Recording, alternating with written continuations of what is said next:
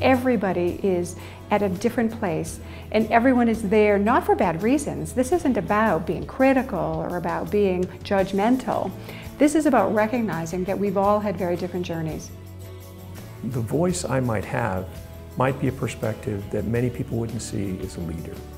And they might say, well, Mark, you're not a person of color, or Mark, you don't represent the traditional representation of diversity, so maybe you shouldn't be the one to talk. And that voice, that came from inside. What I've found in the last few years is I get more responsibility in my role in the association as a national board member on my campus, as a leader of HR. My voice is more important than ever. It can't be speak only, it's got to be action. It has to be an intentional, personal commitment to making a change in not only the external, but the internal. Recognize that the journey you're going to be on isn't going to be straight, and it's not going to be flat. It's going to be uphill, and there are going to be a lot of questions as to why. To be successful in HR in higher education, you really do have to understand your institution, understand where it's going, and how can you best support transformational change. I don't know whatever institution you're in, you're going to be experiencing transformational change.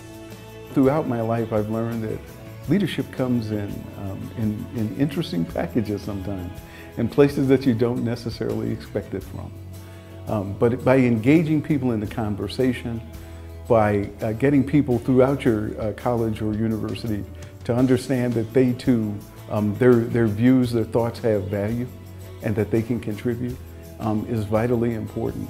And to provide ways for them to be able to access the conversation and to be part of helping your institution build direction is absolutely critical to the sustainment of the work over the long term. Involved in this work for a really long time. I don't know how else to come out on camera, but you know, I am a lesbian and I was in the closet for many, many years. And the most important thing that ever happened for me was figuring out at 35 or 36 years old that being who I am made me so much better at what I did. If we make the most of it, and the time is now, the next generation, the world we live in will be a tremendous place. If we resist it, I think it's a futile struggle, and we're just missing the mark on the promise that we need to promote to our children and the world in general. Because this is a journey. This is not something that will finish in my career, that is for certain.